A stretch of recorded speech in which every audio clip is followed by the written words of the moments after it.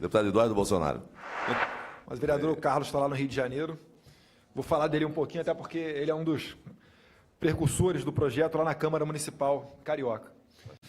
A nossa Constituição tem mais de uma centena de artigos. Mas antes dela, tem um parágrafozinho ali que se chama preâmbulo. Eu vou ler para os senhores aqui um trecho do preâmbulo. Ele começa lá, né? Os constituintes. Nós, representantes do povo brasileiro, reunidos em Assembleia Nacional Constituinte, para instituir o Estado Democrático, depois ele segue um pouquinho adiante e fala em determinado momento, fundado na harmonia social e comprometida na ordem interna e internacional com a solução pacífica das controvérsias.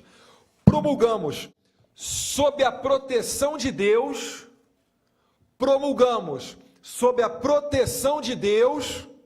a seguinte Constituição Federativa da República Federativa do Brasil.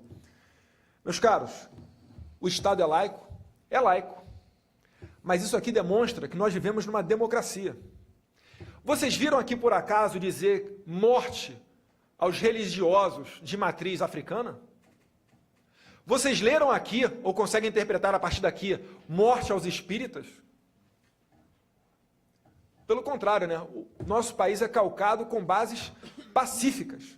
E depois disso, vem toda a nossa Constituição. Isso aqui é só para lembrar, senhor Manuel, que nós temos aqui um viés religioso, sim, mas de maioria cristã.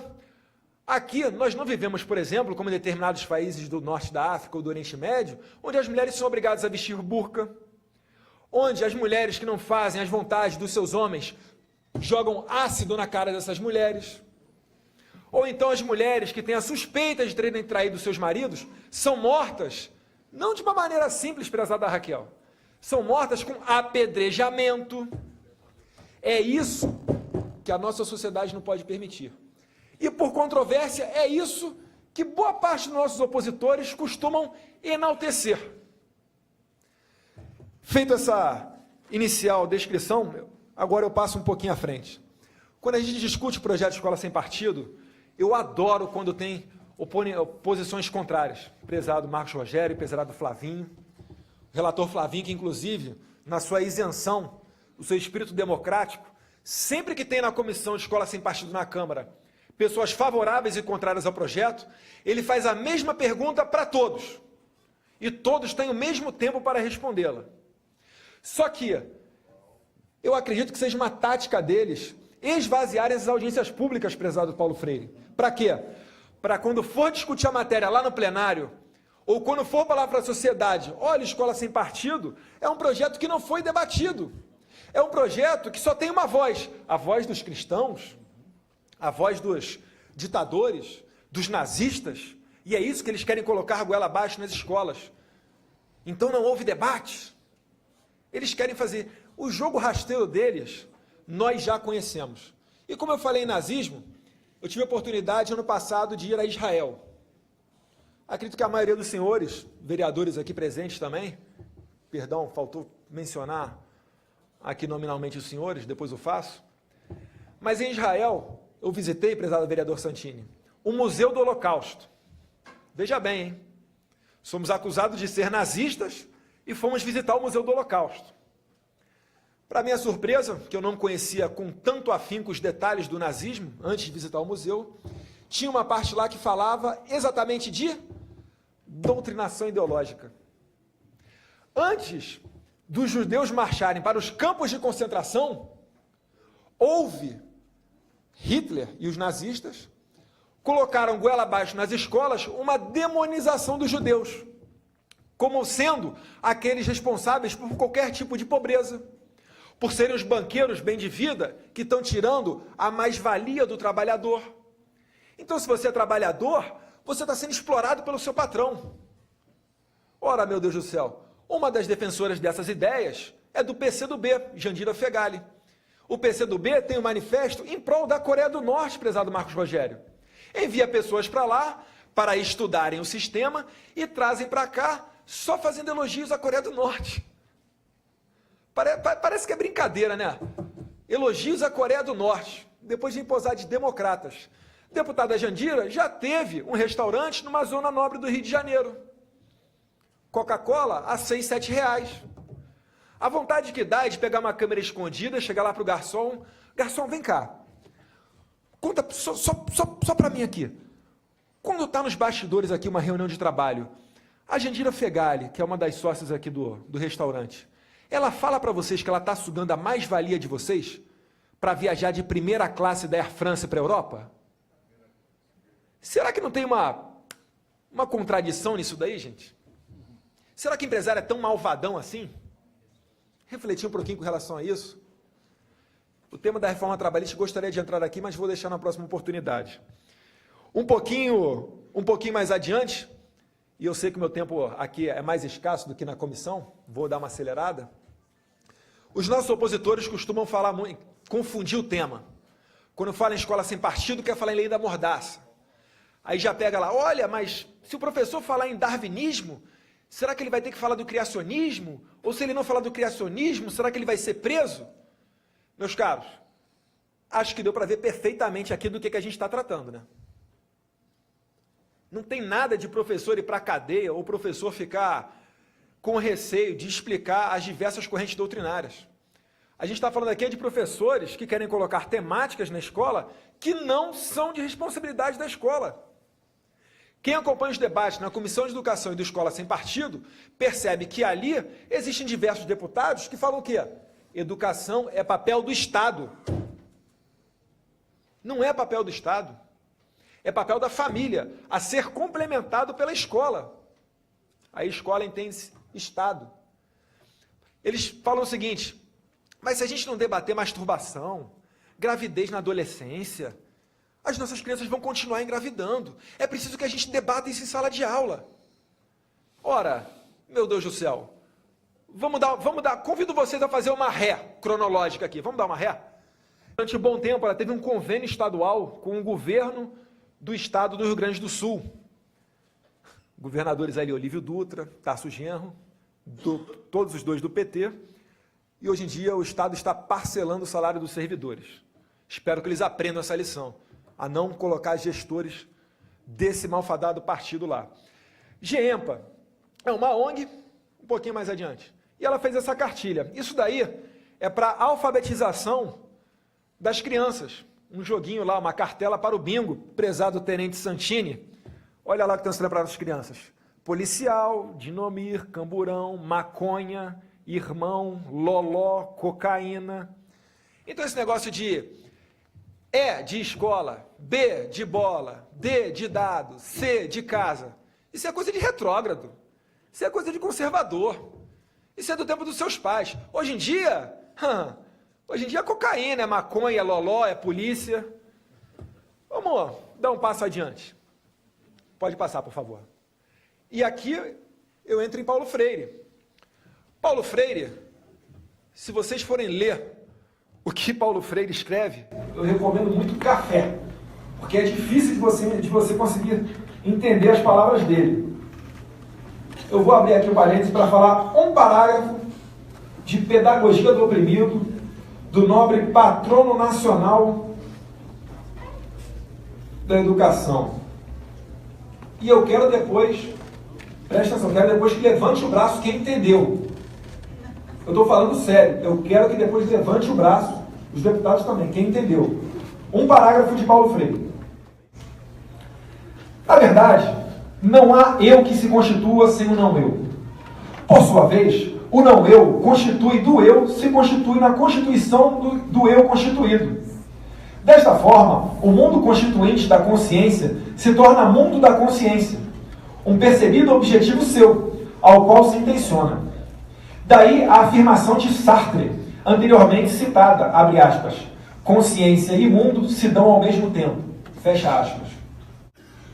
Se eu escrevesse isso aqui no meu tempo de escola, o professor ia me dar 0 e ia falar, ô malandro, eu conheço essa técnica de encher linguiça muito antes de você pensar em entrar aqui para fazer a minha prova. Exatamente. Eu estou lendo aqui o parágrafo de Paulo Freire, né, uma matéria da Folha de São Paulo, escrita pelo Leandro Narlock. E ele fala exatamente isso daí, né? Ele fala, alguns trechos de Pedagogia do Oprimido dão a impressão de que Paulo Freire foi professor de Dilma Rousseff. Eu recebi aqui mais um vídeo da Dilma. ex-presidente, mas continua palestrando aí. Daqui a pouco vai falar, né? Que está recebendo 400 mil por palestra. Igual um outro ex-companheiro de partido dela. Mas entrando aqui, ó, na abordagem do tema. Pedra ali é pedra de crack. Consegue perceber ali? Na penúltima fileira, coluna do meio? Por que Paulo Freire se relaciona com isso daí? Porque Paulo Freire prega o quê? É a aplicação da realidade na sala de aula. Qual foi o deputado, não sei se foi o Ronaldo Fonseca, que falou que numa discussão com um professor, o professor virou para ele e falou, olha, mas as pessoas fazem sexo, a gente precisa mostrar isso aí dentro da sala de aula. E o deputado retrucou, ora, a senhora é casada, né? Sou. Quando a senhora vai fazer sexo com seu marido, você não fecha a porta da sua casa para que seus filhos não vejam? Fecha.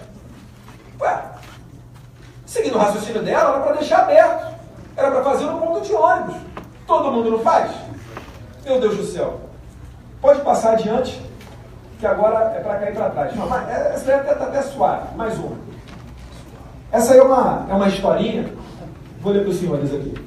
Dinomir é o nome de um dos personagens. Eu peço mais 3 minutos só para concluir, que eu quero só passar um vídeo no final. Prezado presidente. Dinomir é um amigo dos alunos que o conhecem pelos livros em que ele aparece. Quando o Patrick estava aprendendo a ler, um irmão do Dinomir se envolveu com tráfico de drogas. Para crianças, tá? Dinomir ficou muito atrapalhado e não sabia o que fazer. Pediu ajuda para a turma na qual estava o Patrick. São do Dinomir as cartas que seguem. Aí lá em cima, queridos alunos da professora Ângela, nem imaginem. Cheguei em São Paulo e encontrei o meu irmão na maior furada. Estão brigando pelo comando. Comando de quê, né? E ele está jurado de morte. O que vocês acham que devo fazer? Um abraço, Dinomir. E embaixo, né? Ele agradece. Queridos alunos da professora Ângela, valeu pela dica de vocês. As dicas foram: 1. Chamar o camburão. 2. Fugir para o GEMPA, que é a ONG que faz o livro.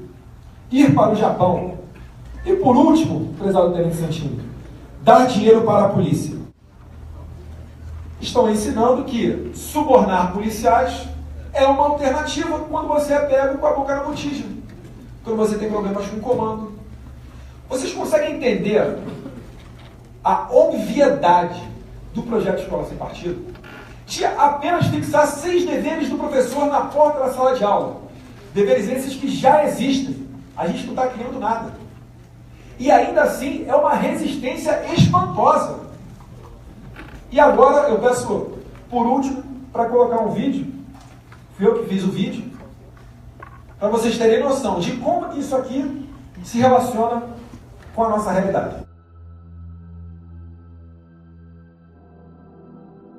E mais uma vez, né, aqueles autores, os comentaristas que são a favor do projeto, trazem aqui provas cabais e argumentos de que como ocorre a doutrinação dentro da sala de aula. Como se não bastasse, eu trouxe aqui também um livro. Foi me entregue por uma mãe de um aluno em Porto Alegre, que ensina aqui, né, na cartilha de alfabetização, por exemplo, palavras como maconha, cocaína, drogas. Do outro lado aqui, ó, pedra, como se fosse pedras de crack. E eu disse na audiência ali o quê? Que isso aqui é a aplicação de Paulo Freire, né? É colocar a realidade dentro da sala de aula. O historiador Thomas Giuliano, que está ali, ele está para editar um livro, no início de 31 de julho, o lançamento do livro dele, que vai se chamar Desconstruindo Paulo Freire, atestou o que eu falei. E aqui uma outra historinha, né, para cair para trás, é que você coloca como opção às crianças o suborno ao policial. De fato, isso aqui é um país que ninguém concorda, e só a esquerda que quer destruir com todos os paradigmas familiares é que tenta impor isso aqui goela abaixo. É contra isso aqui, ó, que a gente está lutando.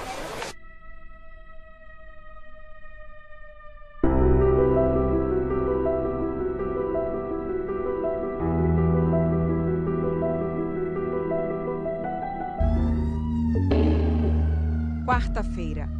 Essa história começa com uma denúncia anônima na zona oeste da cidade. Uma guarnição nossa recebeu via rádio uma informação que, possivelmente, numa mata dentro da comunidade do Gardênia, haveriam supostos meliantes armados de fuzis. Pedimos reforço, porque é mata fechada. Os 8 policiais seguiram até o lugar indicado na denúncia. Eles relembram agora a surpresa que tiveram. Sofá usado por eles. Aqui havia uma mesa, nesse ponto aqui, algumas imitações de arma feitas de madeira. Uma delas era pintada de branco, imitando um fuzil. Não era uma boca de fumo, era uma brincadeira de crianças. Um material bem próximo da realidade, acondicionado em saquinhos plásticos, né? O que seria a droga, no caso a cocaína, era representada por leite em pó.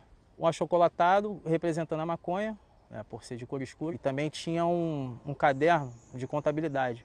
As notas falsas. Usaram balinha como se fosse pedra parecendo pedra de crack.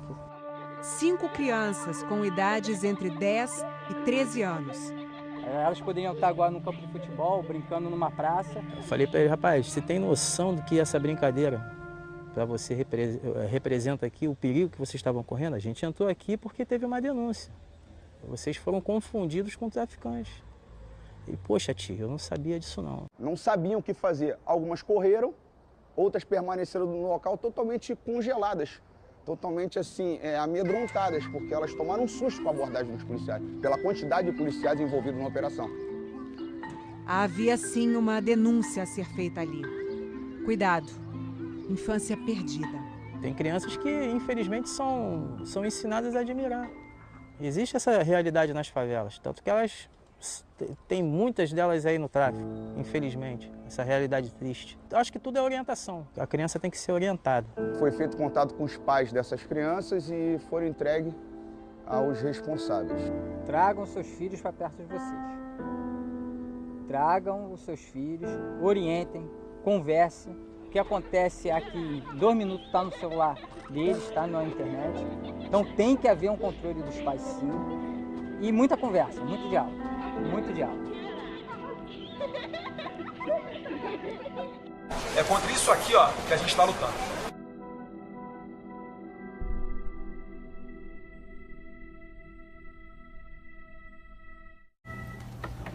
Eu acho que ficou fácil da gente ver a relação. E eu acredito que, dessa forma, a gente sempre é aberto lá na comissão à argumentação contrária. Não somos os donos da verdade. Não somos fundamentalistas. Fundamentalistas são aqueles, né, que constroem, fazem uma construção teórica a partir de fundamentos e não aceitam, né, que aquele fundamento seja contraditado. Então, o fundamentalista é um radical. Ele é como um palmeirense que não aceita que o Corinthians é melhor do que o time dele, por exemplo. Vocês já viram o corintiano virar São Paulino virar palmeirense virar botafoguense? É como se fosse isso daí. Sempre estamos abertos de maneira democrática a argumentos contrários, mas até agora nenhum deles foi capaz de convencer. E eu acredito que está bem claro, né, a relação a ser feita. E o mais surpreendente, a todo momento, não só eu, mas os deputados da comissão, com certeza as pessoas aqui presentes, os vereadores também, chegam para eles denúncias de livros contendo pornografia, ou reescrevendo história, ou falando que o tráfico é bom, enfim. É contra isso aí que a gente está lutando, Gustavo. Obrigado por todos, forte abraço.